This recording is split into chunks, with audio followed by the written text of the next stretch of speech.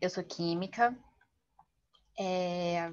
licenciada em Química pela UERJ, sou mestre em Ensino de Química pela UFRJ e sou doutoranda em Ensino de Ciências e Saúde do Instituto NUT, também da UFRJ.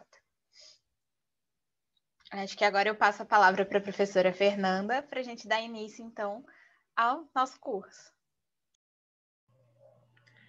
Perfeito. Obrigada, Luísa. Obrigada, Pedro. Amanhã a gente vai estar com a professora Alanza. A Alanza é bióloga, é doutoranda também no Instituto NUTES, colega de turma da Luísa, né? Então, a gente tem aí essa equipe bem variada, né? Bem multidisciplinar, para falar sobre o azul de vários pontos de vista. Eu vou, então, compartilhar aqui a minha tela.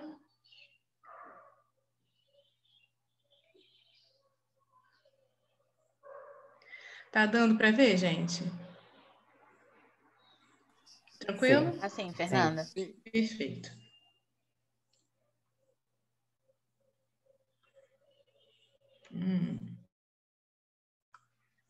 Tá passando aí para vocês? Ainda não.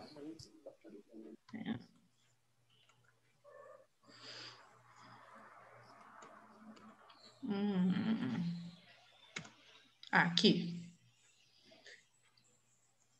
Maravilha. E agora? Tá? Agora sim. Perfeito. Bom, gente, mais uma vez, sejam muito bem-vindas e muito bem-vindos a esse curso Azul da Cor do Mar, a Arte e a Ciência por Trás do Azul. Uma coisa que eu esqueci de falar no início é que eu também sou do Cefet, trabalho junto com o Pedro no Laboratório de Divulgação Científica e Ensino de Ciências, o LabDec. Eu sou pós-doutoranda, né? Estou fazendo um estágio pós-doutoral lá no laboratório. Bom, então estamos todos apresentados, né? Essa equipe multidisciplinar que está aqui, com muita alegria, com muito prazer, para dividir o que a gente aprendeu com vocês.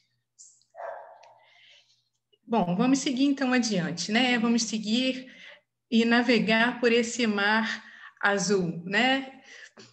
Vamos ver como é que vão ser os nossos dias. Nós dividimos os 3 dias com atividades síncronas e assíncronas para não ficar cansativo para vocês. E qualquer coisa, se tiver cansativo durante esse tempo em que a gente está conversando, por favor, sinalizem no chat, tá? Porque a gente pode dar 5 minutinhos para esticar as pernas e voltar, tomar um café e voltar. A gente está testando esse formato, na verdade, né? Então, fiquem bem à vontade para sinalizar isso para a gente, tá? Então, vamos ver aqui, olha, a gente dividiu, né, esses dias com essas atividades síncronas e assíncronas. Observem aqui o nosso mapa de navegação, né? Essa figura não está aqui por acaso, a gente já vai conversar sobre ela. Mas, nesse momento, a gente vai focar nessas informações dos nossos 3 dias de curso. Esse é o nosso mapa de navegação. A gente vai trabalhar todos os dias de maneira síncrona e assíncrona. Então, hoje e amanhã, a gente se encontra das 8 às 10 da manhã. E depois, vocês vão ter atividades assíncronas para realizar. No dia 14, quarta-feira, a gente vai se encontrar às 10 da manhã, para a gente poder encerrar o curso ao meio-dia. Tudo bem? Então, repetindo, hoje e amanhã nós nos encontramos nesse mesmo link de 8 às 10. Feira a gente se encontra de 10 ao meio-dia. Bom, tudo bem? Alguma dúvida, pessoal? Não, tranquilo. Tranquilo. Então, vamos em frente. Bom, em tempo, essa imagem que a gente escolheu, né, para ser o nosso mapa de navegação, não é qualquer mapa. Observem esse tom de azul, né? Por incrível que pareça, esse mapa ele faz parte do primeiro atlas editado no mundo ocidental. Ele foi feito por um belga chamado Abraham Ortelius e foi publicado num atlas em 1573, no primeiro atlas do mundo ocidental. Uma dessas cópias, essa aqui, por exemplo, né, eu tirei do site do Museu Marítimo Britânico. Observem a beleza do azul desse mapa, passados séculos, né? Mas observem a beleza do azul desse mapa. E esse mapa contém algumas citações em latim, que eu gostaria eu separei uma para a gente dividir com vocês. Ela é da autoria do Cícero. E diz assim, olha, que coisas humanas podem ser importantes para aquele que mantém toda a eternidade diante dos seus olhos e conhece a vastidão do universo.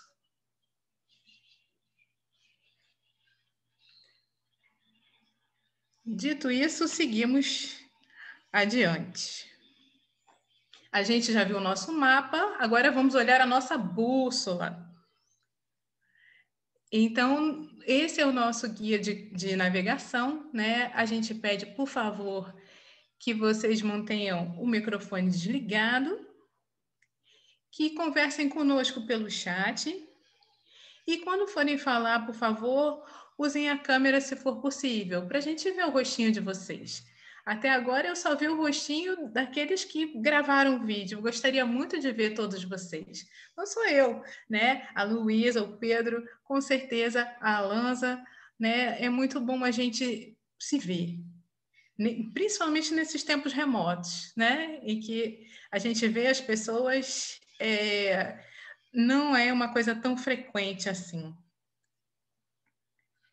Bom, então, tem mais um lembrete aqui, tem alguns lembretes, né? Primeiro é sobre o vídeo. Você já gravou seu vídeo? Se não gravou, por favor, grava lá para a gente poder se conhecer, tá bom?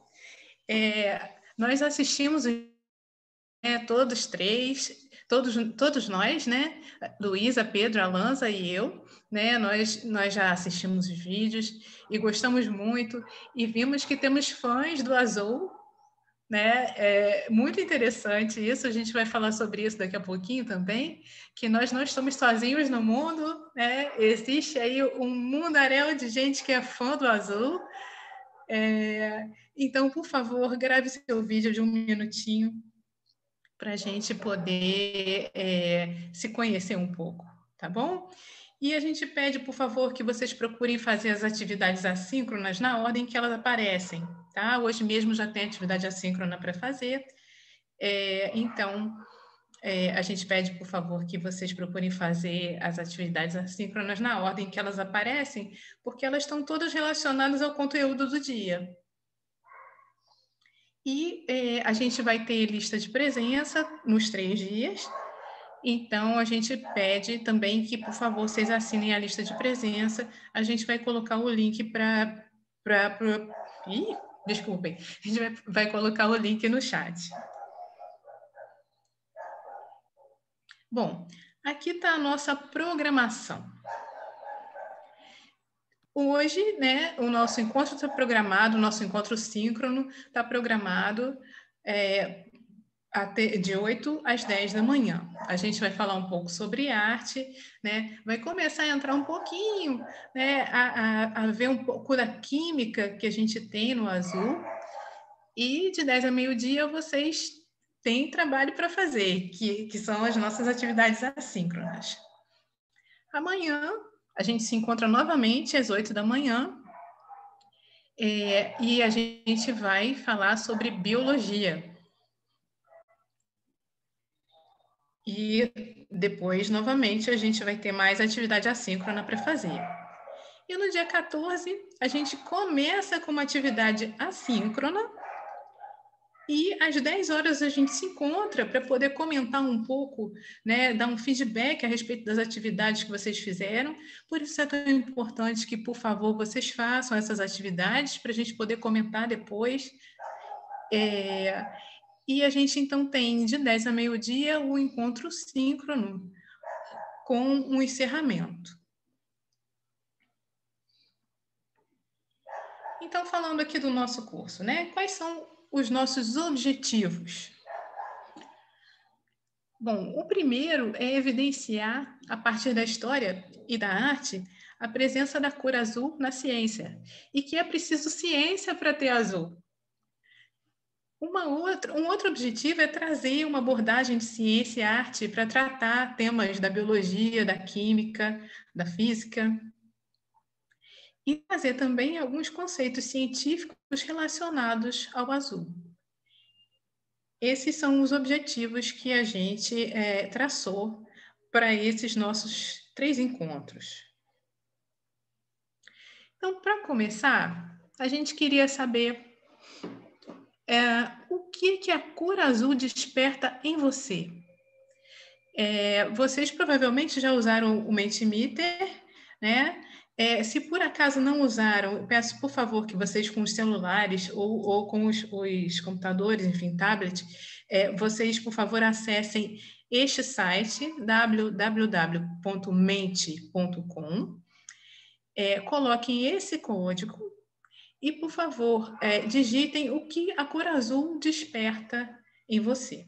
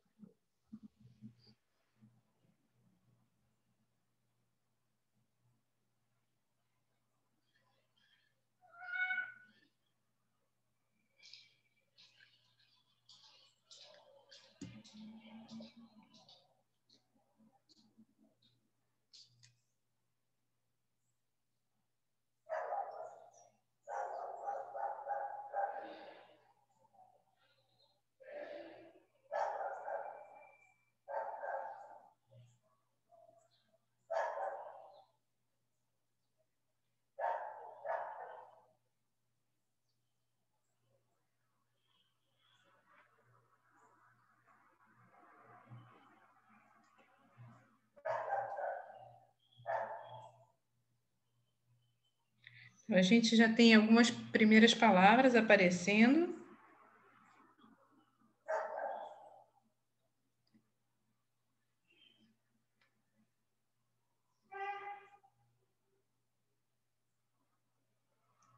Eu vou pedir ao Pedro para ele compartilhar aqui para a gente, por favor.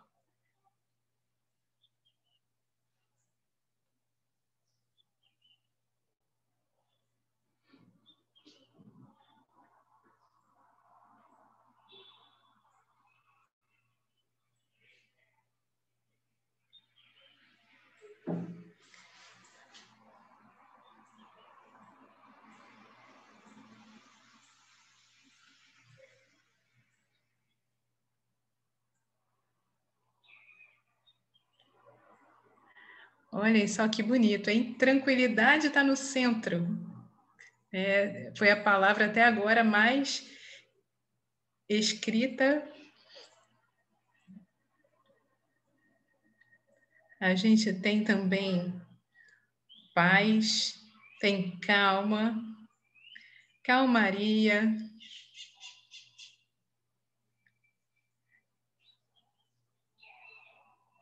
Olha, temos curiosidade também. Identificação, felicidade. Alguém aqui que, como eu, gosta do Djavan, Céu de Brasília. Prazer, mistério, alegria, desperta calma, paixão pelo mar, amor, serenidade, felicidade, mistério, conforto, identificação, mar, alegria. Eu estou vendo aqui um frio também.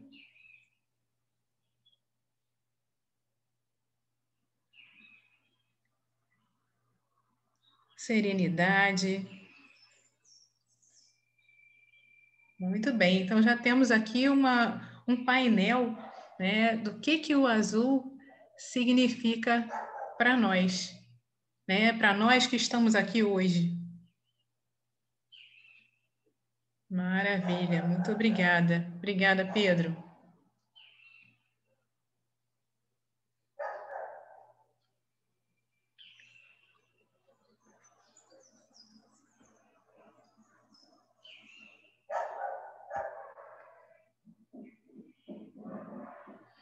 Pois é, então o azul significa para nós tudo isso, né? Paz, calma, tranquilidade, amor, maternidade, né? E tantas outras coisas. E é curioso porque a gente vê, né, nesse primeiro contato, que o azul está bastante associado a coisas positivas, né? A gente teve, então, uma ideia, né, do que o azul significa para nós, o que o azul desperta em nós. E a gente fica pensando no nosso planeta, né? A gente vive em um planeta azul. A gente demorou até um pouquinho a descobrir que ele era azul, né? E que ele é esférico, né? Deixa eu só passar aqui, que está demorando um pouquinho a passar.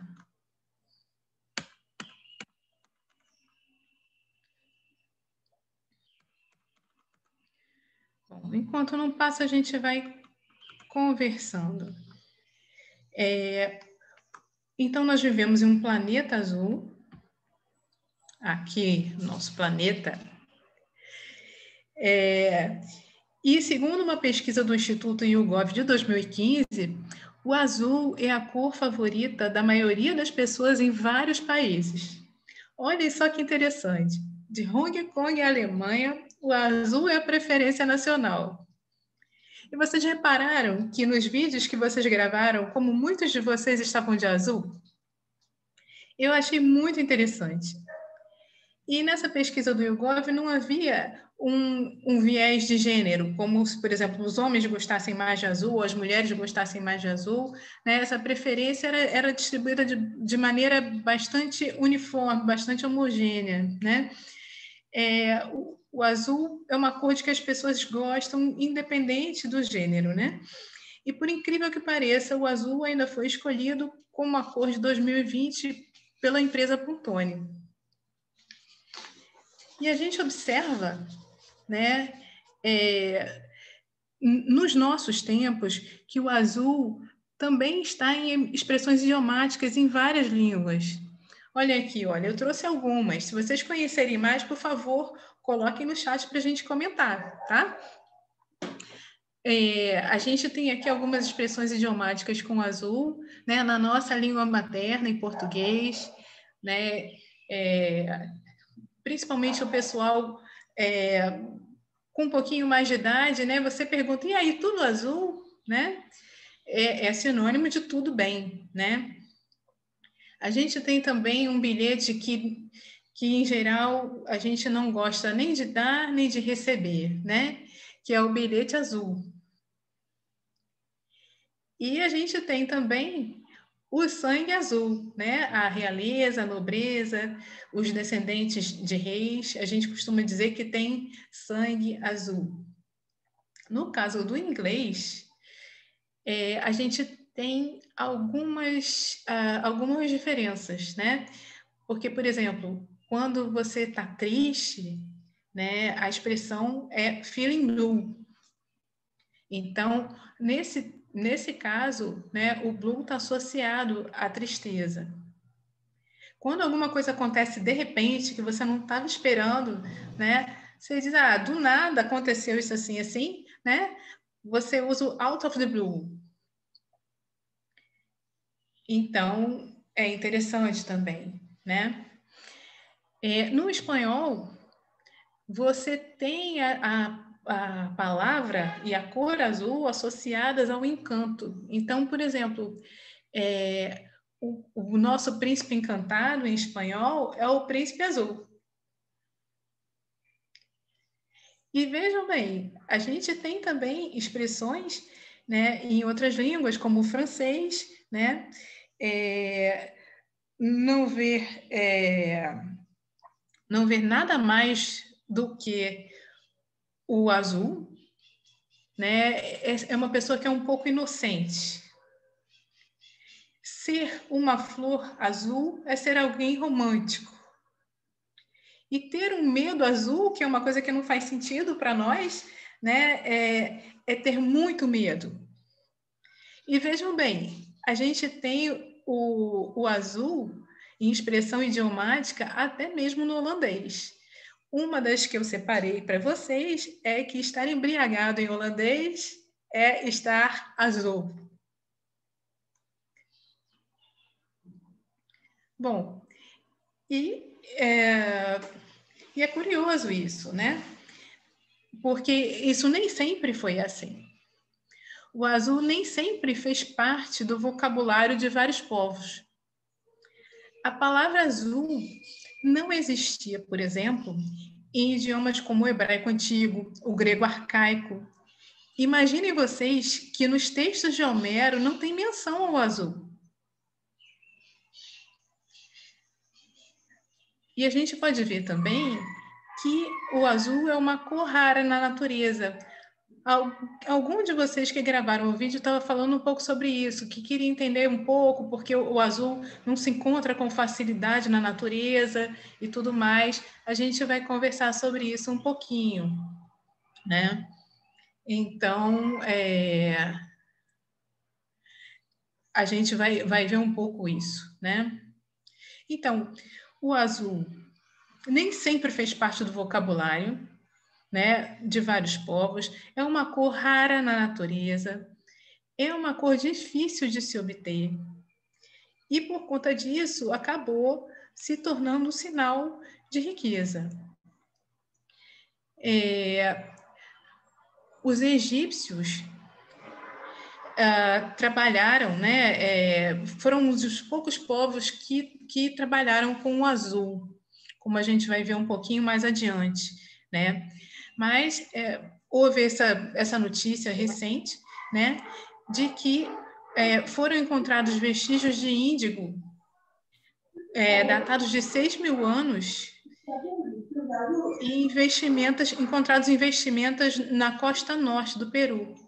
Então, talvez a gente tenha aí uma história do azul um pouco superior, né, ao que a gente costumava pensar, né? Então, falando, né, de azul, eu acho que tem alguém com o microfone ligado, né? Será que, por favor, poderia desligar? Aí ela tem que mudar. Aí depois eu tenho que a consciência dela que eu tô para ela considerar. Aí a gente tem que começar a fazer um pouquinho. Aí depois Opa, obrigada. Então, vamos lá. A gente, então, estava vendo que o azul é uma cor rara na natureza. A gente estava vendo que a palavra azul estava fora do vocabulário de alguns povos, né? No século XIX, houve uma pesquisa do William Gladstone, em que ele percebeu que a própria palavra azul não existia nos textos gregos antigos. Imaginem vocês que nos textos de Homero não tem menção ao azul. E depois disso, o filósofo Lázaro Geiger começou a estudar também o assunto, e juntos esses dois descobriram que a palavra azul e o próprio conceito da cor não existiam em textos sagrados hindus, nem no Alcorão, nem em histórias chinesas.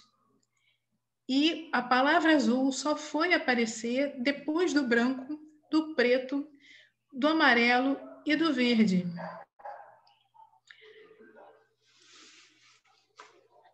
A gente, então, começa a se perguntar por que isso aconteceu, né? O céu estava lá, o mar estava lá, né? Mas essa ideia de uma cor azul, ela foi a última a surgir de acordo com essas pesquisas, né? Veio primeiro o branco, depois o preto, o amarelo, o verde, aí depois, né? O vermelho, né? E depois é que apareceu o azul, né? E a gente vê que o azul é uma cor rara na natureza, em animais, em plantas. E os nossos químicos, né, podem falar melhor, porque até a produção de pigmento azul, né, não é uma coisa assim muito simples. E olha, se a gente olha as pinturas rupestres, por exemplo, né, elas também não têm azul, porque os nossos antepassados usavam para pintar materiais disponíveis no ambiente. Então, essas pinturas têm outras cores. Algo mais cor de terra, mais avermelhado, mas não azul, né? Vamos seguindo aqui.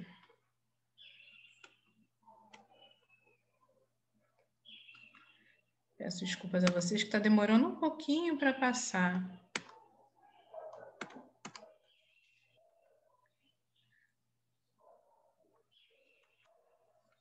Bom,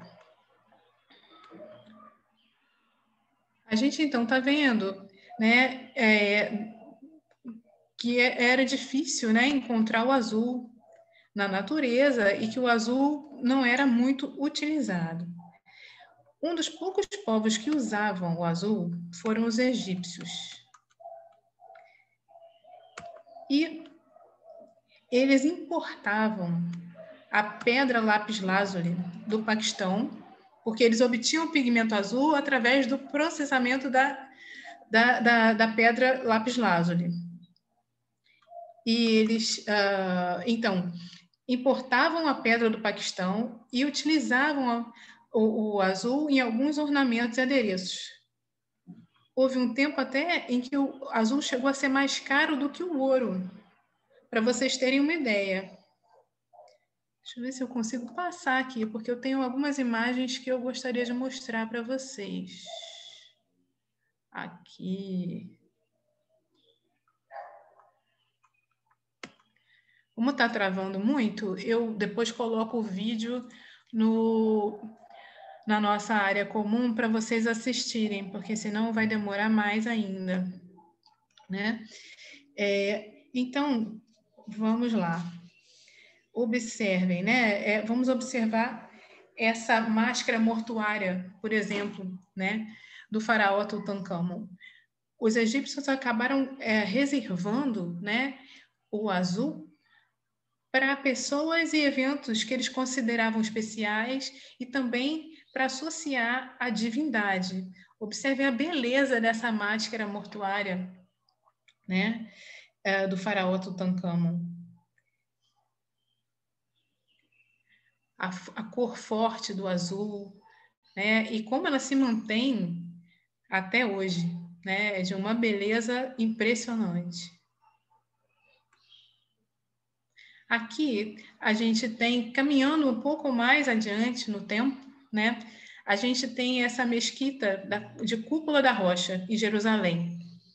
Observem a quantidade de azul, né, que tem aqui nessa construção, né? Ela foi finalizada em 691, já depois de Cristo. Mas observem, né, quanto de azul tem e como começou a se associar o azul à divindade. Uma porcelana chinesa, né, do século IX. E aí a gente começa a ver que nada disso era muito barato, né? Porque produzir o azul era algo, não era algo simples, né? Envolvia aí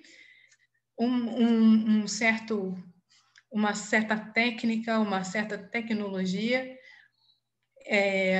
que não era uma coisa de fácil execução. Então, o azul era uma cor cara.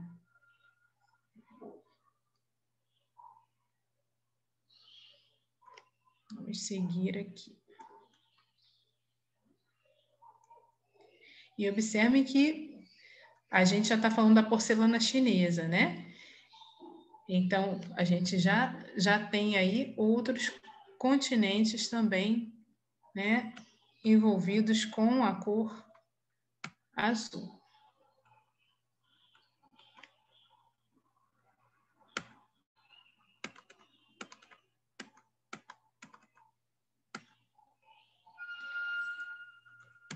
E assim como a gente já viu um pouco das construções, né? A gente viu a máscara mortuária, a gente vai começar a dar uma olhada também na direção da pintura, né? A gente aqui tem a porcelana.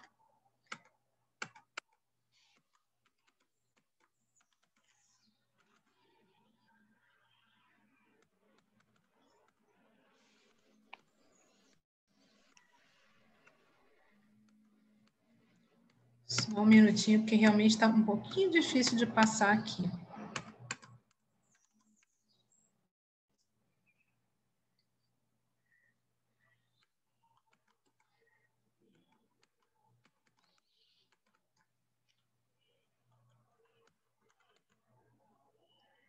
Tá?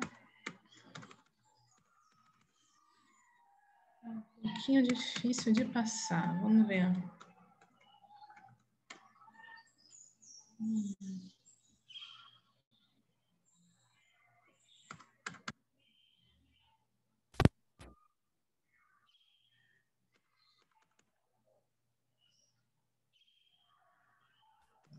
Pessoal, se tiverem dúvidas, vocês podem ir colocando no chat que a gente está organizando, tá bom? Fernanda, eu posso tentar compartilhar a ver se passa melhor aqui, tá? Por favor, Pedro. Então, eu vou lhe pedir para fazer isso sim, porque aqui realmente travou. Não sei o que houve.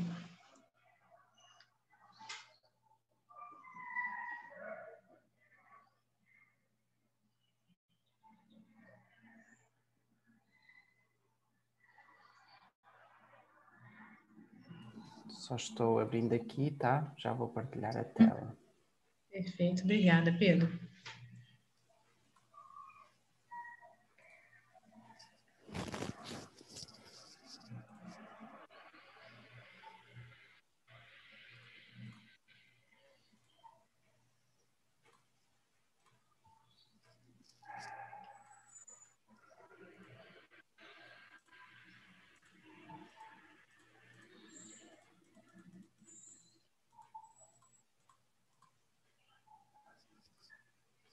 Acho que é aqui, certo?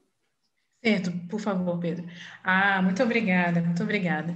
Então, pessoal, esse é o nosso convite para este momento, né? Vamos nos deixar encantar pelo azul? Para começar, a gente trouxe para vocês essa pintura do Van Gogh, que chama-se Noite Estrelada. Ela é de 1889. Como todos nós somos fãs do azul, eu imagino que mergulhar nessa pintura não vai nos custar muito.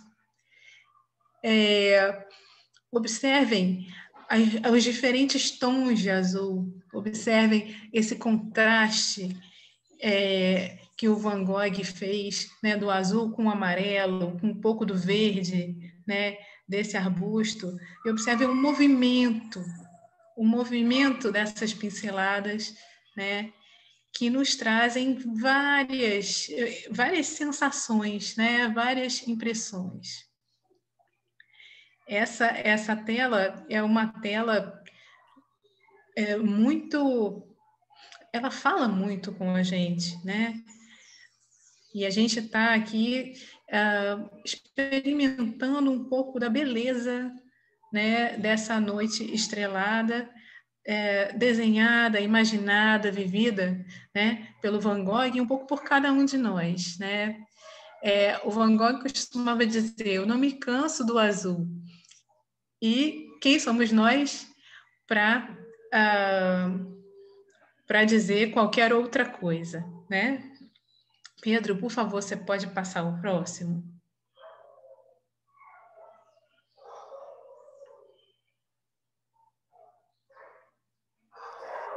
Está demorando um pouco, mas eu estou passando, tá? Tá ótimo, obrigada. A gente vai fazer aí um recorrido pela pintura. E aí, olhem só, né, a gente retrocede um pouquinho no tempo para tratar e mostrar um quadro que é um quadro muito famoso, não só pela técnica, mas pelo mistério que lhe envolve. Esse quadro chama-se A Menina do Brinco de Pérola. E ele foi feito por um holandês chamado Johannes Vermeer, por volta do ano 1665. Primeiro eu vou convidar vocês a olhar para essa moça. Não parece que ela vai dizer alguma coisa para nós? O que será que ela gostaria de dizer? O que será que ela ia dizer ou vai dizer para cada um de nós? Parece, né, Clarissa? Pois é. Então, é muito curioso, né? Essa habilidade, né, de pintura que faz com que a gente olhe e parece que ela realmente vai se comunicar conosco, né? O que será que ela vai nos dizer? Observem o tom do azul. Esse tom de azul é uma das características da pintura desse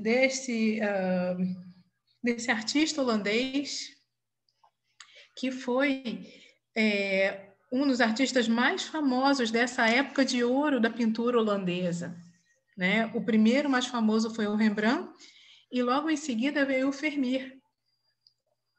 Muita atenção para essa pintura, porque vai ser sobre ela a atividade assíncrona de hoje.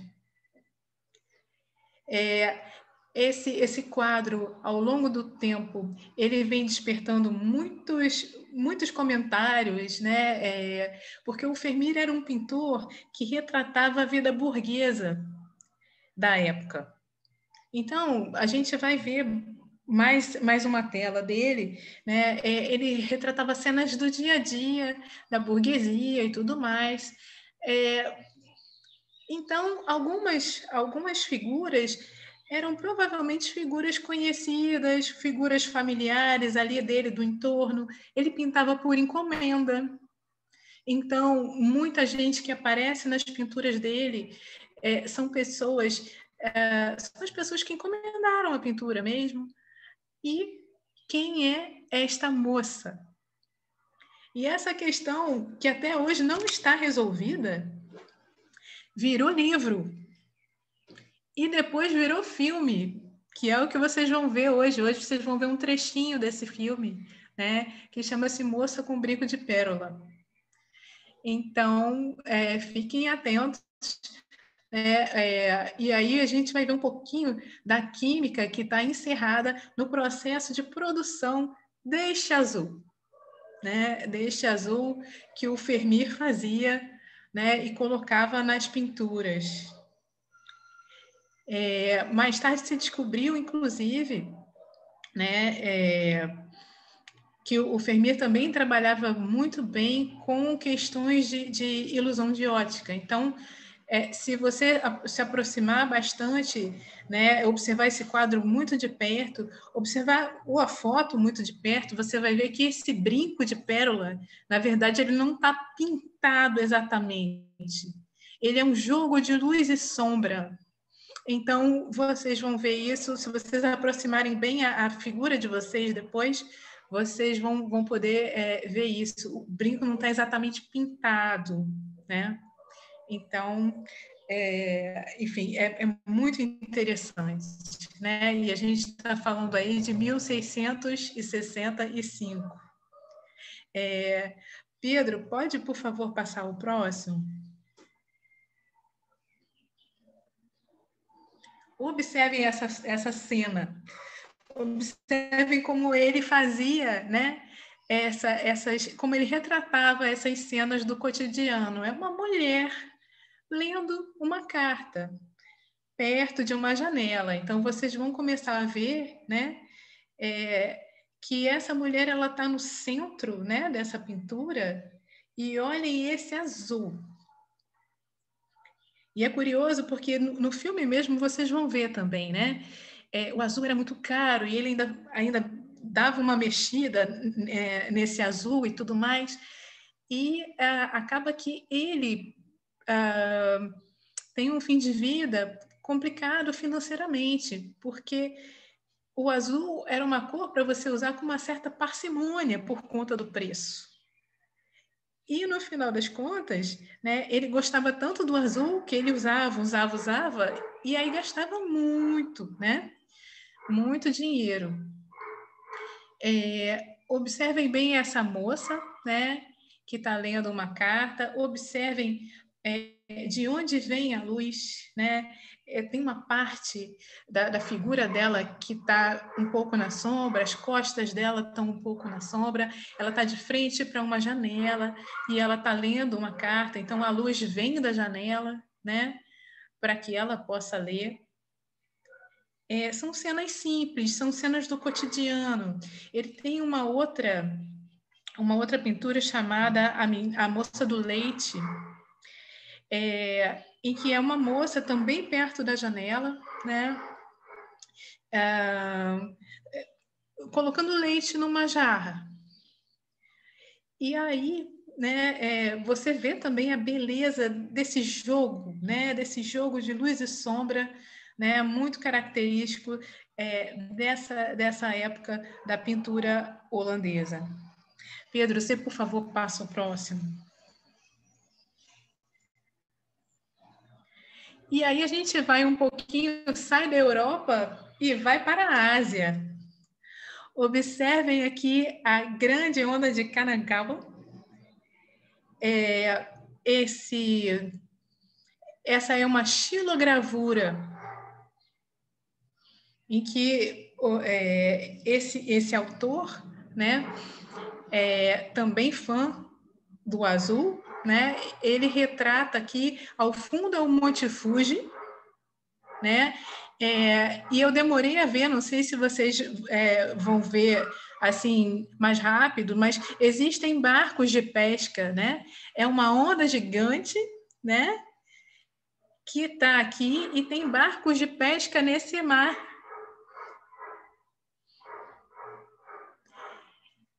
E essa é uma xilogravura muito famosa desse que foi um mestre, né? Um dos grandes mestres da xilogravura no Japão. Então a gente vê, né? A gente vê o azul na Europa, a gente está vendo o azul na Ásia, né? É muito interessante a gente perceber, né? Como essa cor é usada, como essa cor é querida, né? Em vários continentes. Pedro, você, por favor, passa o próximo. Exatamente, Clarissa. Azul Lovers no mundo inteiro. E eu quis dizer dessa pintura aqui. Vocês sabem que pintura é essa? Essa é a pintura que deu o nome ao movimento impressionista. Então, ela chama-se Impressão, né? O Nascer do Sol, do Monet. E é de 1872. E, então, observem os tons, né, de azul. Observem essa atmosfera, né? Observem um pouco como ele retrata esse momento, né, em que o sol começa, o sol está nascendo e você já tem os pescadores, você tem aqui ao fundo, você tem umas fábricas, né, com um pouco de fumaça. Então, você observa o azul criando essa atmosfera. Parece um porto, e é mesmo, Catarina, é um porto.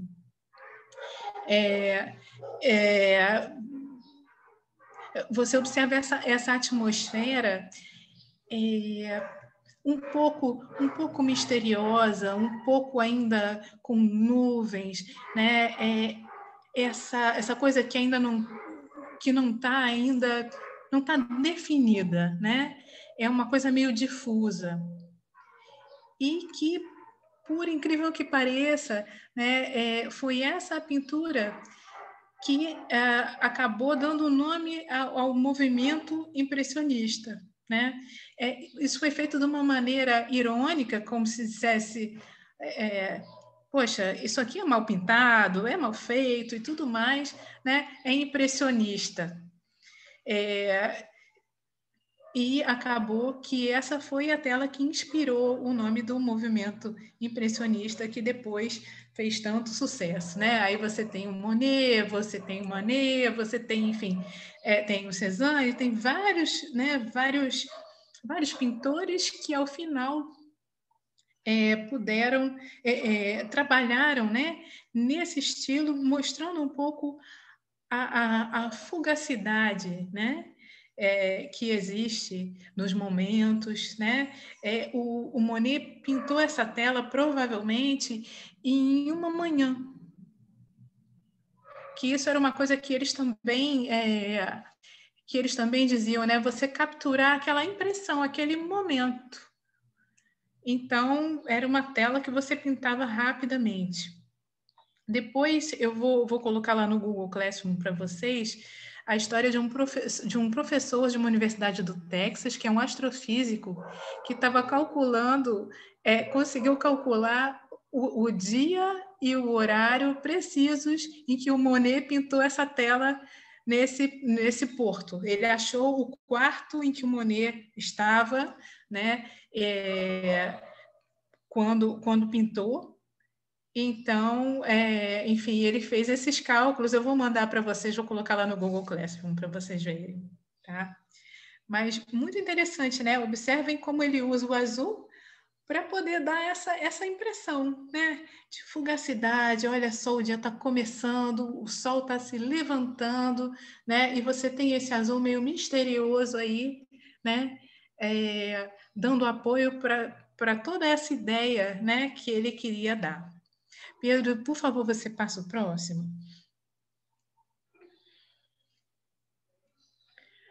E aí, né, a gente começou com o Van Gogh, né? A gente começou com ele, abrindo essa galeria, né, de azuis para mostrar para vocês. Né? A gente voltou um pouquinho no tempo, a gente falou do Vermeer, a gente falou do Monet, né? E agora a gente volta, né, para o Van Gogh para observar com mais atenção, né, outros exemplos de uso do azul do Van Gogh. Observe esse contraste que ele faz com o amarelo, com esse ocre, né? E esse quadro chama-se um café no terraço à noite, né? Observem que lindo, né? Que beleza é. Olha essa noção de profundidade que ele usou o azul para dar. A gente vê que é de noite, né? Mas não é aquela noite totalmente escura. É uma noite aconchegante, em que as pessoas estão indo tomar um café no terraço, né? Nessa parte de fora de um café, à noite, né? Coisas que a gente fazia, né? E que sente saudade de fazer, eu imagino, né? Mas observem que sensação de acolhimento traz essa noite, né? Essa noite que também é estrelada, né? Mas é mais a parte mais importante. Ela é o pano de fundo, né? Para que esse café possa aparecer para nós. Dá para se sentir lá dentro, não dá? 1888. Aqui no Brasil foi a época da abolição da escravatura, né? Olha que interessante o que estava acontecendo no mundo, né? E a gente tem aí esse café, né? À noite. E tem essas estrelas. E agora, olha, obrigada, Pedro. Pode seguir mesmo, por favor.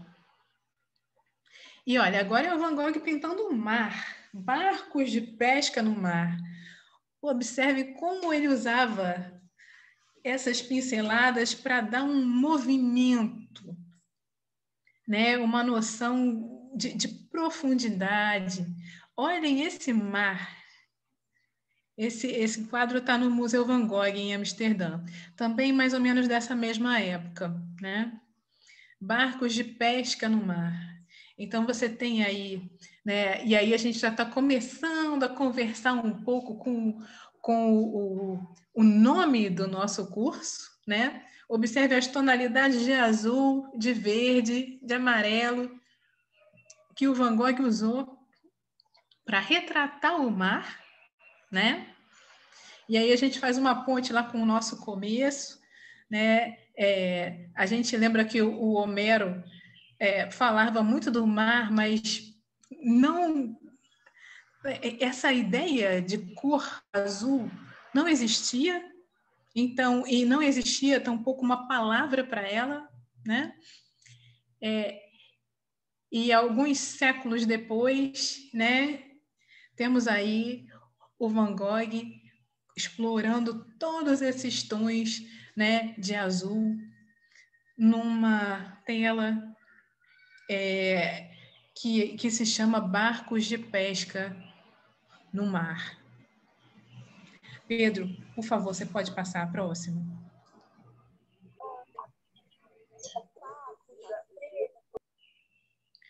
Observem essa aqui também, né? Mais barcos de pesca. Eu gostei muito dessa foto, porque assim, a impressão que eu tenho é que se a gente botar o dedo, a gente vai sentir a pincelada. E observe como agora a cor está um pouco diferente, né? Mas ainda com aquela tonalidade azulada, né? E a gente vai vendo como os artistas foram retratando o azul e usando a cor azul ao longo do tempo, né? E a gente já está se aproximando um pouco do mar, né? Do azul da cor do mar. Então, o mar de Van Gogh tinha um pouco de verde, como a gente pode ver, né? Tinha um pouco de amarelo. Aqui a gente vê um pouco de lilás também, né? Que cores vocês estão vendo aí?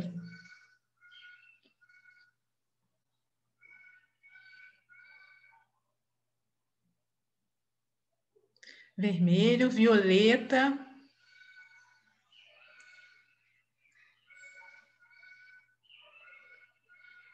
Preto, verde.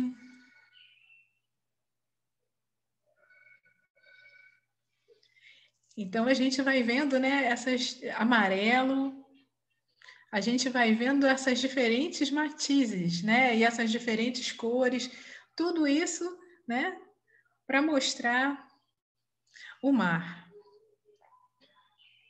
Pedro, você, por favor, pode passar o próximo? Tem uma atmosfera de tempestade, tem mesmo, Clarice, é verdade. E agora a gente vai passar para o Degas, o Edgar Degas, né, que também foi um pintor que trabalhou bastante o azul. Ou seja, a gente trouxe para vocês né, os nossos irmãos de alma ao longo do tempo, né, os apaixonados pelo azul ao longo do tempo, né, ao longo da história. Então, esse é mais um, né, o Edgar Degas, que tem essas pinturas que são muito, muito famosas, né, em azul. Essas dançarinas vestidas de azul, por exemplo, né? Observem que as dançarinas estão na parte central, né? Todas as que estão em azul estão bem perto de nós, né?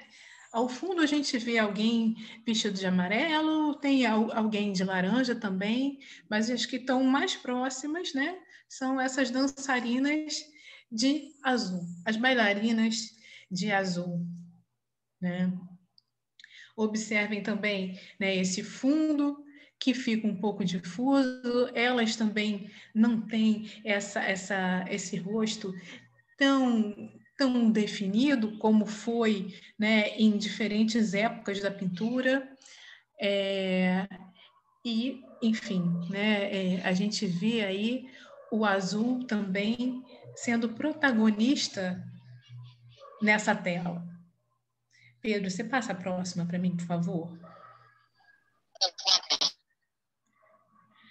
Olha só, a gente tem mais aqui, né? A gente está avançando no tempo, já estamos em 1905, né? Com duas bailarinas, do Degas também. Observem a beleza, né? O movimento, a leveza, né?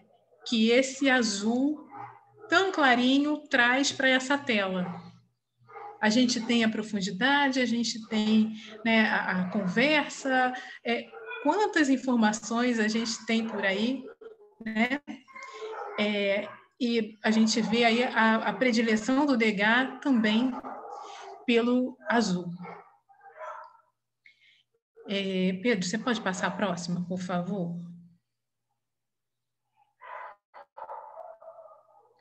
E aí, a gente vai pegar uma carona no que a gente estava falando anteriormente, por exemplo, né, dos idiomas. Eu vi que alguém comentou no chat também sobre o filme Divertidamente, em que a tristeza é azul, né? Esse momento aqui é um momento do Pablo Picasso, né? A gente já está aí nos anos 1900, em que o Pablo Picasso estava muito deprimido, né? Estava feeling blue mesmo, né? Estava triste. Ele perdeu um amigo e isso mexeu tanto com ele que ele começou a pintar, e ele só pintava em azul, em azul, em azul, e isso virou uma fase. O Pablo Picasso tem uma fase azul, que retratou a tristeza dele, né, pela perda desse amigo. Ele entrou realmente em depressão. Em todo esse período, ao longo de todo esse período, ele pintou em azul. A gente trouxe aqui para vocês um exemplo, né? Um exemplo que chama-se a sopa. Observem, né, os diferentes matizes de azul e observem, assim, os elementos, como você pode usar o azul também, né, para trabalhar esses elementos de tristeza, né? O azul para ele significava tristeza. E olhem como ele trabalhou esse quadro, né? Olha a postura dessa moça que oferece a sopa, por exemplo, né? A postura dela também é uma postura de tristeza, né? Quando a gente está triste, a gente se encolhe, a gente fecha os ombros, né? A gente abaixa a cabeça. Então, enfim, a gente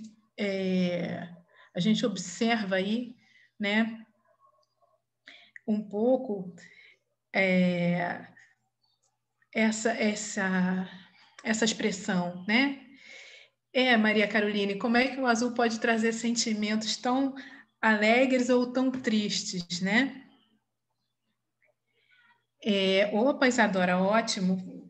É legal ver o contraste da fase azul com a fase deixa eu ver aqui, com a fase rosa que ele teve também, muito interessante, isso aí. Porque aí a gente vai vendo, né, assim, a gente vai vendo a obra do artista, né, e vai vendo, assim, o que foi acontecendo, né, a gente vai acompanhando um pouco esse desenvolvimento, né? Então, boa dica, muito obrigada. Pedro, você, por favor, passa o próximo.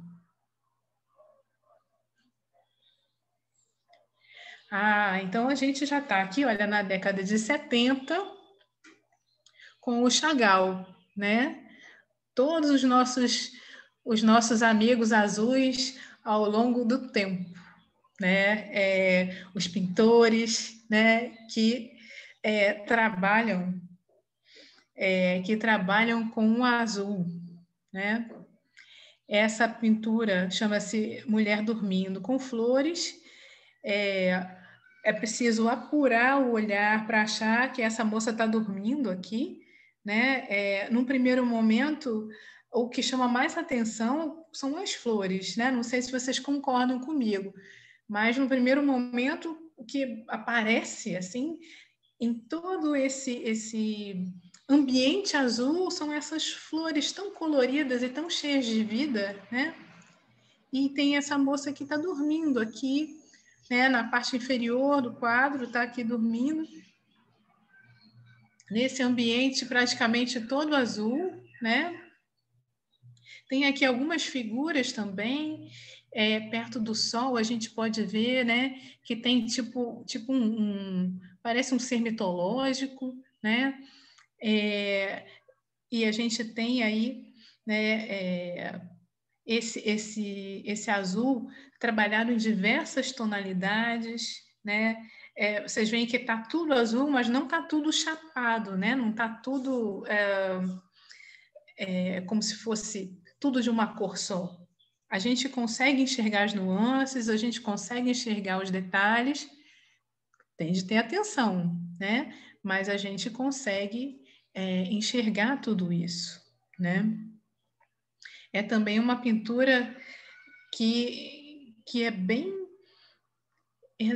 Ela é bem diferente, né? E ela requer atenção. Olha, te deu um desconforto? É curioso, né? Porque é como a pintura cai para cada um, né? Eu fico imaginando essa pintura sem as flores, né? O que seria? Que é um exercício interessante também, né? Como seria essa pintura sem as flores? Será que ela teria essa vivacidade? Olha, parece triste. Olha que interessante, né? E a gente vai vendo aí a obra de arte e a sua pluralidade, né? De interpretações. Luísa presta mais atenção no fundo do que nas flores, né? Pois é. E a gente vai vendo, né? Como é que a obra de arte cai para cada um, né? É muito interessante, e tudo isso é o azul que está descortinando para a gente, né? Nesse momento. Pedro, por favor, você passa o próximo?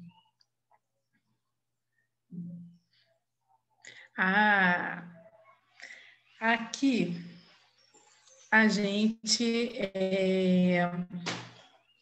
vai falar de um pintor que ficou muito famoso na época do pós-guerra. Ele se chama Yves Klein. E ele era tão apaixonado pelo azul que hoje em dia tem um azul com o nome dele. Para vocês terem uma ideia. Então, o Klein, ele era um pintor neodadaísta. E observem como ele trabalhava o azul. E assim, ele praticamente só pintava azul, né? E ele tem ele tem um texto muito interessante que ele trabalhou quando ele foi dar uma palestra na Universidade em Sorbonne. Eu vou mostrar para vocês, vou ler aqui para vocês, porque é um texto muito inspirador. Vocês também querem parar 5 minutinhos? Está tudo bem? Como é que vocês estão por aí?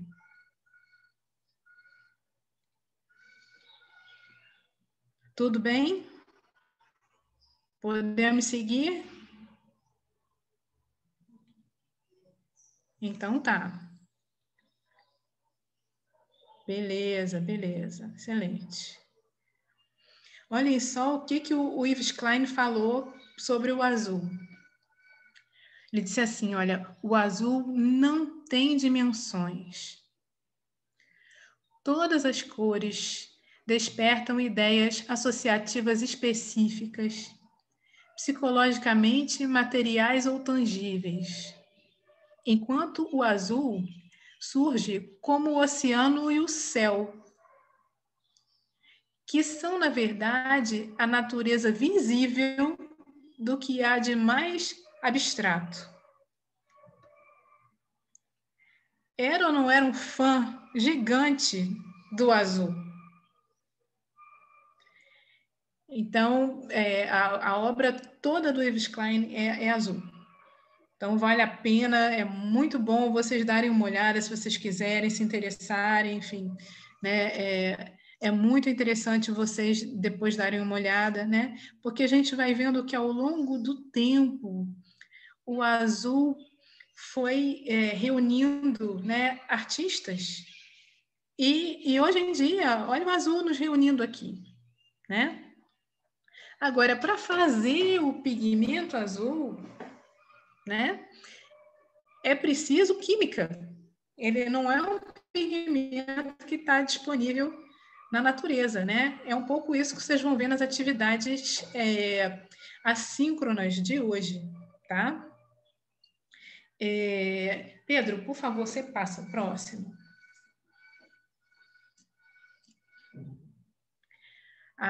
E agora a gente vai falar de uma obra de arte diferente. A gente veio até aqui com as pinturas, né? E a gente vai dar uma olhadinha agora nesses trabalhos diferentes. O que vocês estão vendo aqui?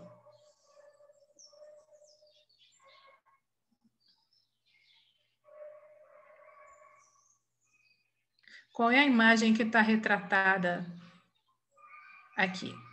Ondas e um sol.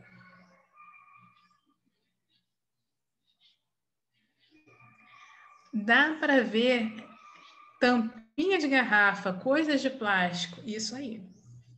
Isso aí. É utilizado material reciclado. Percebam que também o forte é o azul, né?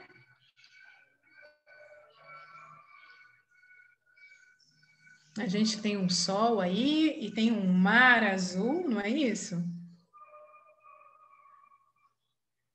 Tudo feito de material reciclado. Sabe de onde? Vocês têm uma ideia de onde pode ter saído esse material reciclado?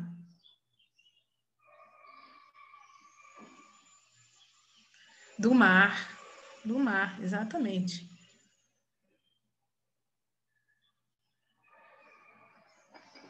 Então, a gente tem aí, né, a gente começa a se aproximar da nossa conversa de amanhã com a Alanza, né? A gente está entrando, né? Esse ano a gente entrou na década do oceano, né? Que foi uma proposta da ONU para que a gente possa pesquisar, preservar, né? Os nossos oceanos. E essa é uma obra de arte diferente, né? Porque ela foi feita apenas com coisas encontradas no mar. Esse é um instituto, né, que foi criado com esse fim, né? Então, novamente a arte, né, a serviço, né, de uma causa maior, que é a causa da preservação dos oceanos nesse momento. É uma causa que está realmente está demandando de nós muita atenção, né? Muito cuidado. E a proposta da idealizadora dessa fundação é justamente essa. Ela conta que ela costumava caminhar perto do mar e tudo mais, e ela foi encontrando coisas e decidiu transformar essas coisas em arte. E mais do que isso, não fazer isso sozinha. Então, ela criou um instituto, criou uma fundação, e com isso, né, as pessoas, os voluntários que se interessam, vão lá, coletam as coisas do mar, levam, e é possível construir obras de arte sob a supervisão dessa artista. E, enfim, né, ela também oferece workshops e tudo mais, né, com esse objetivo. E tem exposições itinerantes, né, que vão, enfim, que vão mostrando mesmo para as pessoas, né, o que é, né, o que é que se encontra no mar, né? E é uma maneira de chamar a atenção das pessoas e usar, né, o que a gente tem de melhor, a nossa sensibilidade, chamar e despertar a sensibilidade nas pessoas, né, para que elas possam pensar sobre o que a gente anda jogando nos nossos oceanos, de maneira direta ou indireta, né? É muito interessante. É muito interessante. Pedro, você, por favor, passa o próximo. Olhem essa escultura do Marlin, né? Um peixe-espada. Então, eles colocam, eles fazem essas esculturas, né? Tem algumas que estão disponíveis lá mesmo, enfim, e tem algumas que vão para essas exposições itinerantes. Observe esse peixe-espada, né? Feito totalmente de material encontrado no mar.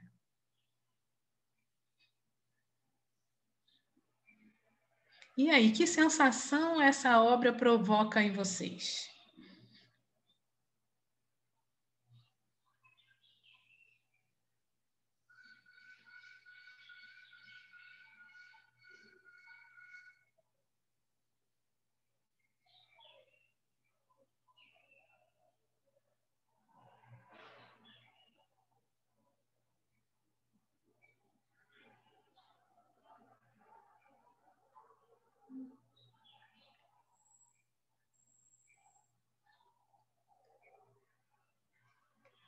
Um pouco de desespero, desconforto com o lixo, encanto com a obra e a criatividade do artista. Esperança. Curiosidade.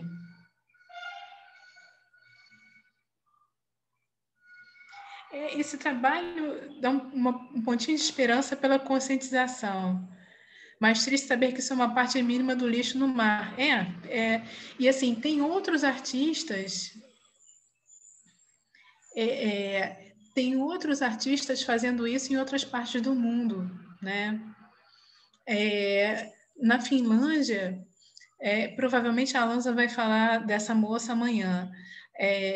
Na Finlândia tem uma artista que trabalha com o que ela encontra no mar e ela faz como se fosse assim animais marinhos, né? Ela confecciona animais marinhos com base no que ela encontra no mar, né? Pedro, muito interessante esse contraste de sentimentos, né? É o que a gente pensa e espera que uma obra de arte possa provocar em nós, né?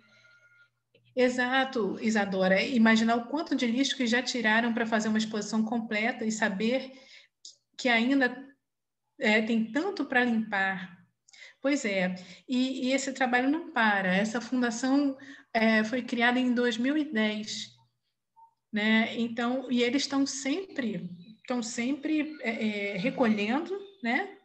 E trabalhando. Eles fazem também, por exemplo, cordões, né? Não sei se eu posso chamar de bijuterias, mas eu diria adereços, né? Enfim, porque de uma certa maneira aí você retira do mar e não bota de volta, né? Então, e fora isso, é possível você fazer uma conscientização, né, dos moradores do local e tudo mais, né, para que a gente possa, né, evitar que essa quantidade de lixo continue a ser jogada. A Lanza vai falar sobre isso com vocês amanhã, né? Essa quantidade de lixo, essas ameaças, né, que o oceano está enfrentando, né? Então, a gente vai conversar sobre isso com mais detalhes amanhã. Mas hoje eu quis trazer para vocês aqui um pouco, eu acho que isso mesmo, um pouco de incômodo e de esperança, né? Como né, que a gente pode fazer alguma coisa, o que pode ser feito, né? Como pode ser feito, e a arte, né? A arte atuando, né? Conscientizando, sensibilizando as pessoas, né? Numa questão tão importante como a preservação dos oceanos, né? Então, assim, se dá uma tristeza para a gente, né, pensar na quantidade de lixo, né, sendo jogada nos oceanos, né, também dá um alento, dá uma esperança que tem gente recolhendo, né? A gente vai ver amanhã a questão dos microplásticos também e tudo mais, mas assim, tem gente atuando, né? E nós, o que nós podemos fazer, né? No nosso entorno, pode ser que a gente não more nem perto do mar, né? Que não conheça nenhum projeto nesse sentido, para onde a gente possa atuar como voluntário, mas é nós, o que nós podemos fazer, né? Então, enfim, essa é a ideia desse nosso primeiro encontro, né, em que a gente vai falando um pouco sobre a história do azul, né? Olha como o azul começou, né? Aí a gente vai lá para trás, a gente vai falar da máscara mortuária do Tutancâmon, vai falar do índigo há 6.000 anos, encontrado no norte do Peru, né? E esse azul ele vem parar agora nessa escultura de um peixe-espada, né? Feita por gente que quer conscientizar sobre a importância de preservar o oceano, né? De manter o mar livre de tantas coisas que a gente produz, de tanto plástico, de tantas outras coisas que não se degradam e que fazem mal para toda a fauna, para toda a parte marinha, né? Toda a fauna marinha, a flora marinha e tudo mais, né? Então, a gente tem o azul lá atrás, né? Enfim, a gente acabou nem falando muito da parte da religião, porque ainda há, né, se você olhar nas gravuras, nos ícones, principalmente, né, você vê que o azul está associado à divindade, né, o vermelho à humanidade e o azul à divindade, né? E é uma escolha feita também com base, né, nessa raridade, né, nessa dificuldade de obtenção do azul, né? Enfim, a gente vê, então, um azul que começa a ser percebido, né? Começa a ser usado há pelo menos 2.000 anos atrás, né? A gente vê o azul chegando, né? E hoje, olha onde está esse azul, né? Esse azul está nos ajudando a lembrar de coisas tão importantes, né? Esse azul que a gente vê no céu, esse azul que a gente vê no mar, embora a gente não saiba, né? E fica aí a provocação, né, para os próximos dias, né? Será que realmente o mar é azul? Será que realmente o céu é azul? Fica aí a provocação para os nossos próximos dias, né? Então, a gente vê um pouquinho a conexão do azul com as ciências, né? É preciso ciência para produzir o azul, né? É preciso química para produzir o pigmento azul, né? A gente tem pouquíssimos animais que têm azul, que têm alguma parte do corpo azul, né? Plantas são pouquíssimas, então é uma cor rara na natureza, de difícil... não dá para sintetizar o azul com essa facilidade, né? A gente vai ver isso hoje com mais clareza com as nossas atividades assíncronas. E, né, olha onde o azul começou e olha onde o azul está, né? Pedro, por favor, você passa ao próximo.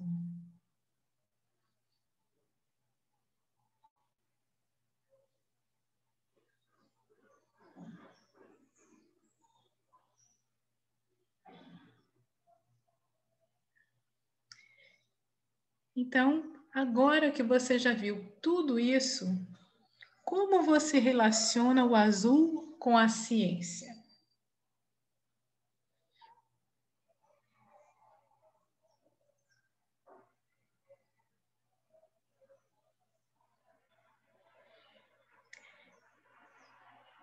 A Luísa já colocou no chat, eu vou repetir aqui só por desencargo. Então, www.mente.com,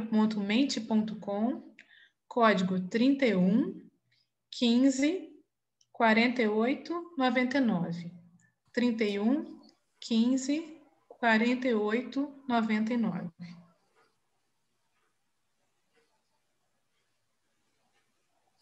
Vou parar aqui de compartilhar para depois mostrar as respostas, tá? Perfeito, Pedro, muito obrigada.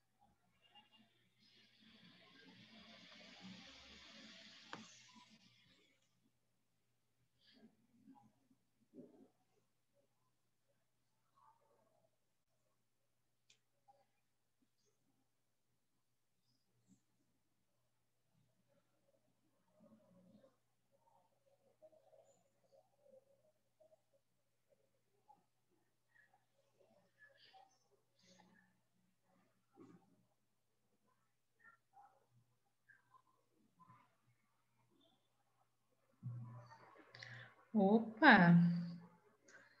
Vamos lá. E agora que você já viu tudo isso, como relaciona o azul com a ciência? Química pura. Muito bom. Espectro eletromagnético. O pessoal da química aí e da física. Raridade, preciosidade, mistério. Algo valioso, imprescindível. É necessário conhecimento em química para produzir a cor azul, porque ela não é facilmente encontrada na natureza. Ah, foi uma geógrafa que escreveu? Que legal! Muito bom. Porque ela não é facilmente encontrada na natureza. Alguns animais de cor azul apenas têm uma estrutura que causa a impressão do azul, sem pigmentação. É a mesma coisa em relação aos olhos azuis, né? União de conhecimentos. A própria definição de azul se alterou ao longo da história, logo a ciência também mudou a sua percepção sobre essa cor, buscando compreendê-la e produzi-la. O azul é feito de forma científica, está em coisas científicas, a existência dele no mar e no céu se dá por fatores científicos. O azul é ciência. O azul pode se relacionar com as ciências tanto com a pesquisa do azul em seres na biologia, por exemplo, e quais pigmentos fazem esses seres. Estudos para encontrar e produzir o azul, ações para preservar as áreas azuis que temos. E vocês veem que o nosso planeta é um planeta azul, né? E esférico, né, gente?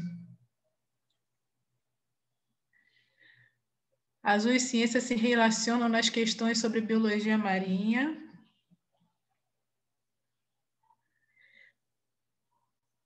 Para representar plasticamente tudo o que o azul, tão natural e onipresente à nossa volta, nos evoca, foi necessário que alguém descobrisse de onde poderia vir esse azul para os nossos materiais. O azul pode ser relacionado com a ciência quando percebemos os elementos da natureza que são dessa cor. A multidisciplinaridade envolvendo vários aspectos do azul. Muito bom, excelente. Excelente.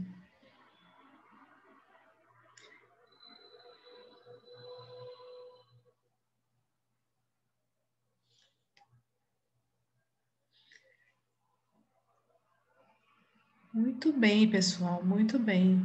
Então, a gente já está se preparando para... Obrigada, Pedro. Temos um gato preto no nosso curso azul.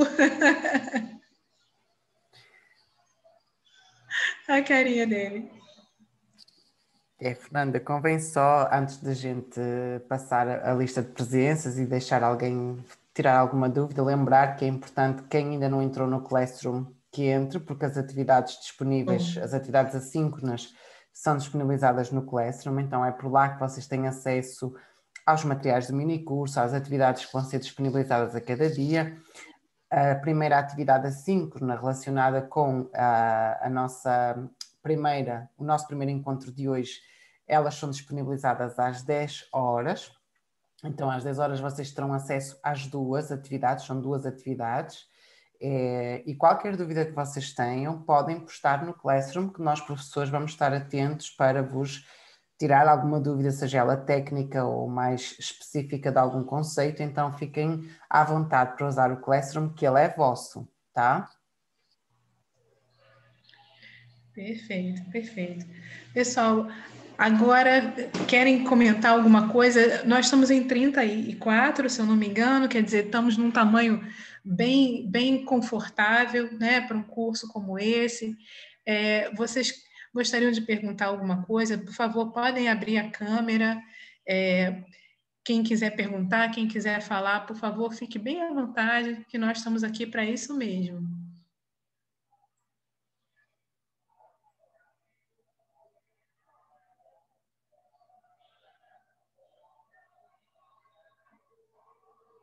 Alguém quer comentar algum aspecto que a gente veio, sobre o qual a gente veio conversando?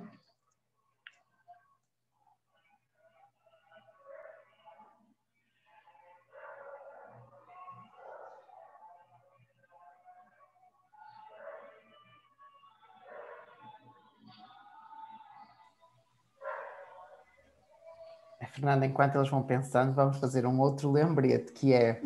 Ótimo. Para além das tarefas do Classroom, quem ainda não fez o vídeo de 1 minuto tem que fazer ainda hoje, até ao final do dia de hoje. Então tentem, ainda por cima quem vai fazer agora vai ter uma vantagem porque já ouviu muito mais sobre o azul, mas só podem falar em 1 minuto, tá? Não se esqueçam de fazer a gravação do vídeo também. Boa, boa, Pedro, isso mesmo, isso mesmo. E vou colocar aqui, então, o link para a lista de presença, né? Eu tenho aqui, Fernanda, eu vou pôr aqui no chat para hoje. Respondendo aqui ao Gaspar e à Andreia, o vídeo a gente vai disponibilizar ainda hoje, tá? Então nós vamos, assim que terminar, vamos postar no YouTube do nosso laboratório, do LabDEC, Laboratório de Divulgação Científica e Ensino de Ciências, e vamos colocar o link no Classroom para que vocês possam assistir ainda hoje. Fiquem tranquilos, tá bom?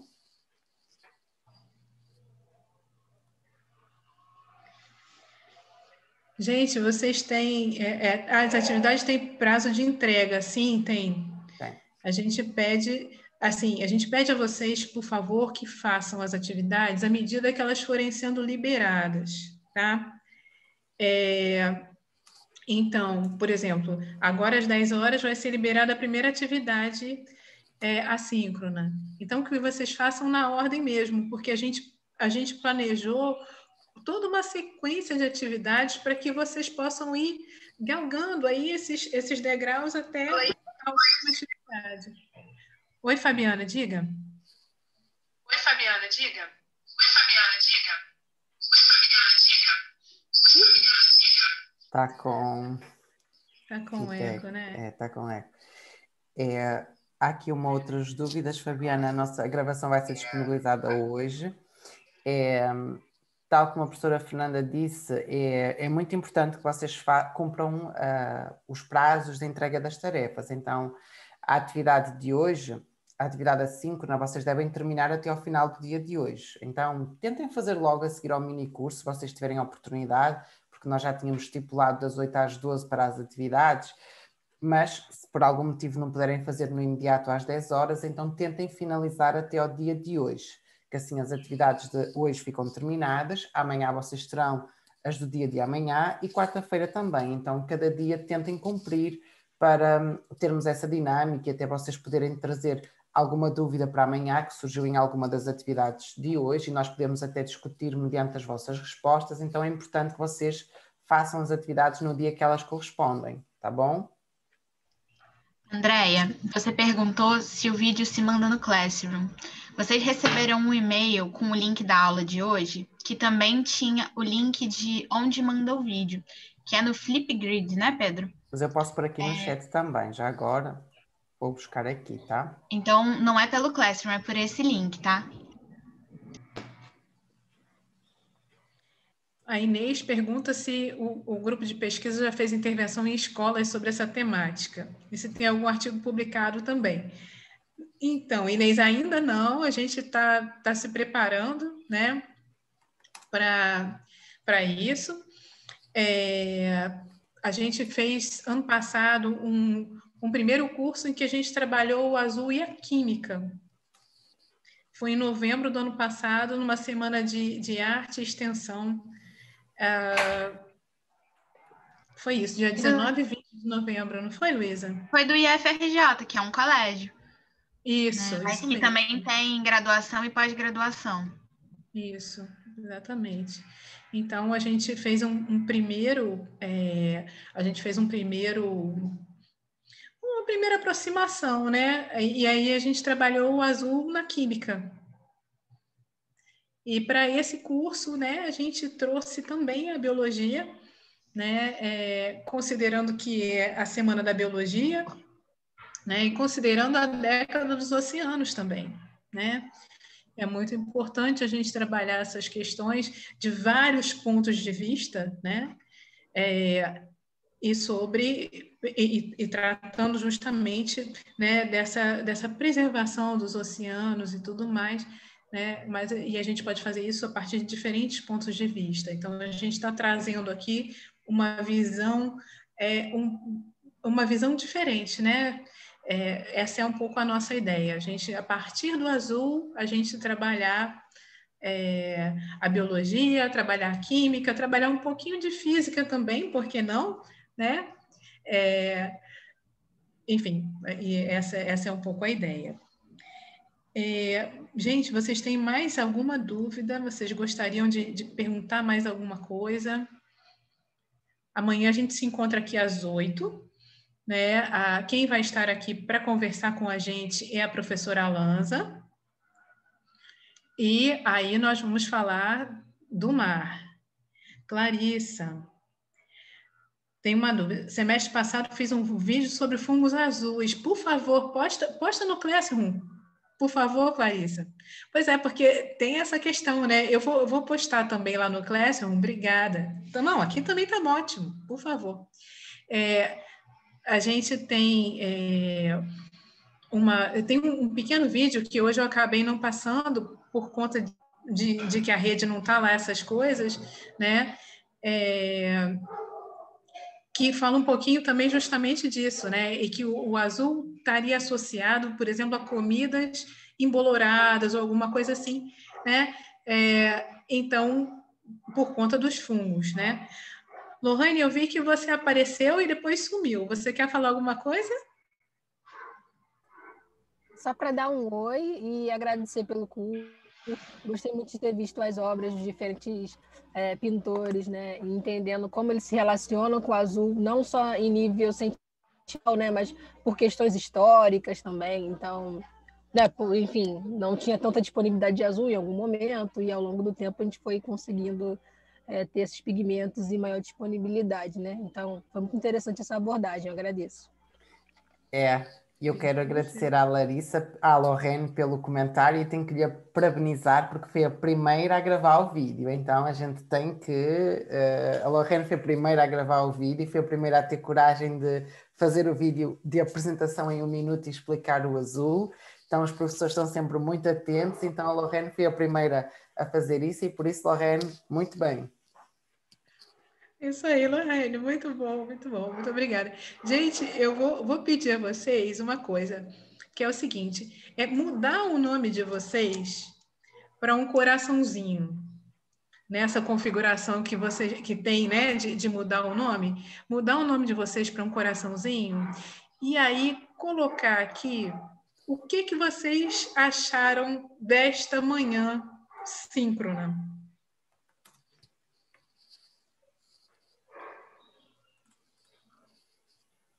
Aí colocar aqui no chat, por favor. Então, trocar o nome de vocês por um coraçãozinho. Isso aí, isso aí. E aí, a partir daí, colocar o que vocês acharam do curso. Porque aí a gente não identifica ninguém, a ideia é só a gente ter um feedback mesmo de como foi esse nosso primeiro encontro síncrono da semana.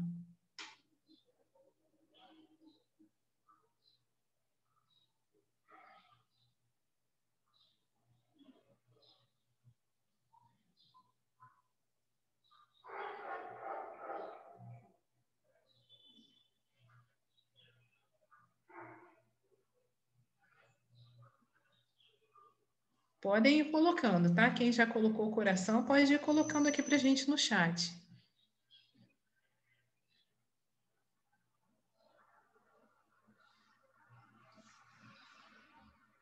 Como estamos até aqui?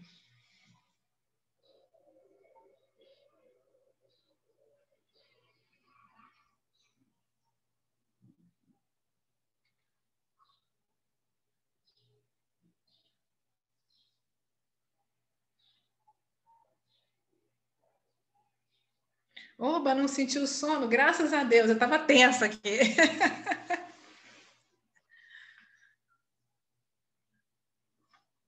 Opa, e na segunda de manhã, ótima surpresa para segunda de manhã, a gente agradece.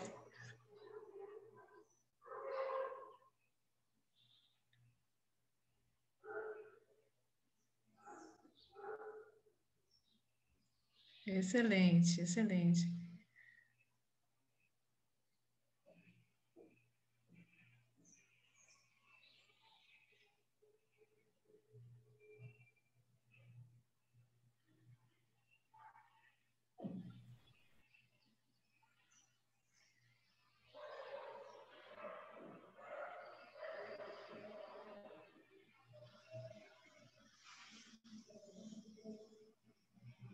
O Mente é uma delícia, né? Eu gosto muito do Mente, adoro mesmo.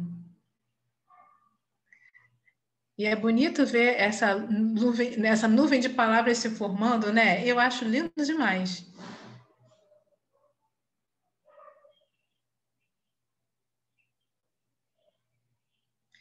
Olha, quem está estudando, né, a década do oceano amanhã, então vai ficar mais feliz ainda, porque a Lanza vai estar aqui para vocês para falar só sobre isso. Hoje, o trabalho, eu costumo dizer que o trabalho, o meu trabalho, né, eu sou jornalista, sou especializada em ciência e tudo, mas eu costumo brincar dizendo que essa primeira parte é como se fosse um frufru, né, para o pessoal chegar, né, a química chegar, a biologia chegar, né? Então, enfim, é isso. Para quem gostaria de saber a relação do azul com a asa das borboletas, nesse vídeo que eu vou postar lá no Classroom tem alguma coisa, tá? E se depois você quiser saber mais também, eu vou procurar mais informação para você, tá bom? Muito bem. Legal, legal, muito bom. Muito bom. Então, a gente já preparou, já está preparando aqui o caminho para amanhã, né? A gente já trouxe aí nas obras de arte, a gente já trouxe gente que trabalha com o mar, né? Para que essa passagem possa se fazer de uma maneira bastante suave, né? O nosso mapa continua o mesmo, né? Aquele mapa do Cordélius, né? Com aquela frase muito interessante, né? Que é do Cícero. Quantas coisas humanas podem ser importantes para aquele que mantém toda a eternidade diante dos seus olhos e conhece a vastidão do universo? Então, amanhã a gente continua. Eu só vou pedir para quem quiser, quem puder, por favor, que ligasse a câmera para a gente tirar uma foto desse primeiro dia, né? Fazer um print aí desse primeiro dia. Vou pedir, por favor, a Luísa ou ao Pedro que façam isso, que eu sou meio atolada com essas novas tecnologias.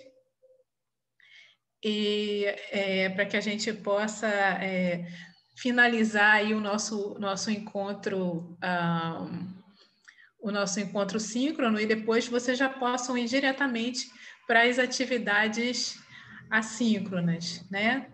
Já tem, em 4 minutos, vocês já terão a atividade disponível, portanto, preparem-se para saber mais sobre a moça com brinco de pérola. Vocês vão assistir uma parte do filme.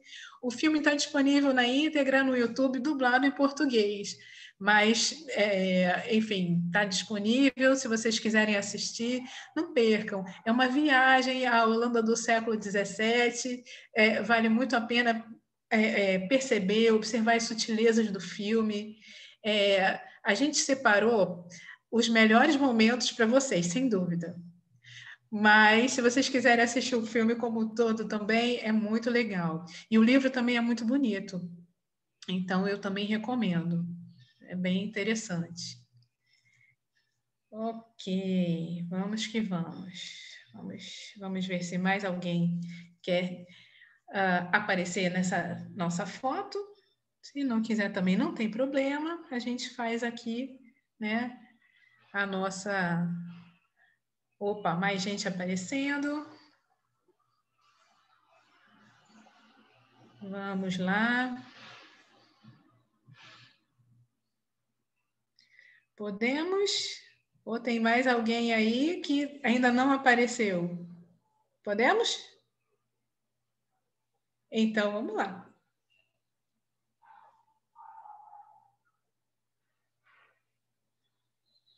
Morning in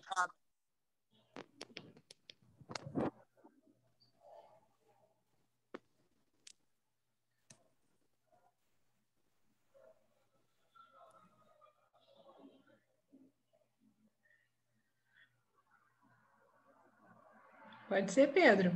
Pode. Então Então, vamos.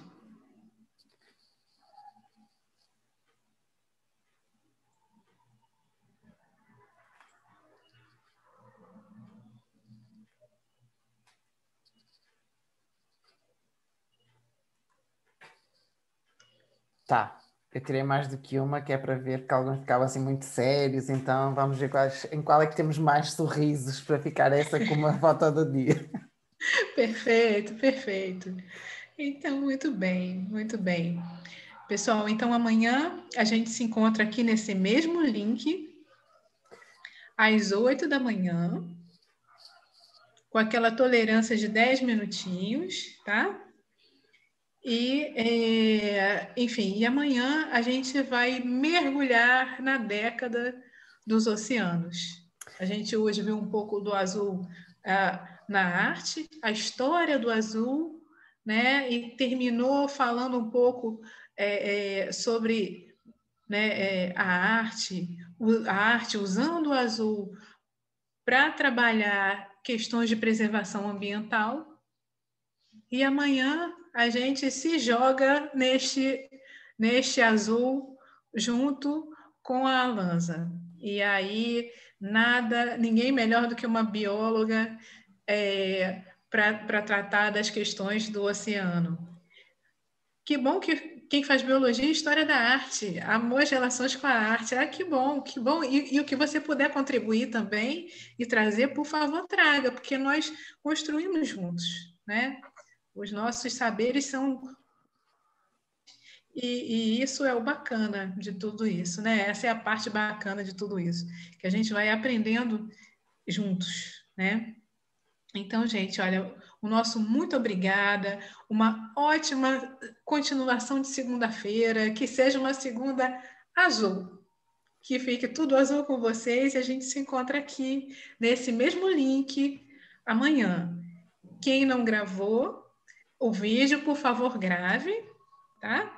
E a gente espera vocês aqui amanhã às 8, tá bom? Meu muito obrigado, nosso muito obrigada a vocês e uma excelente segunda-feira. Até amanhã.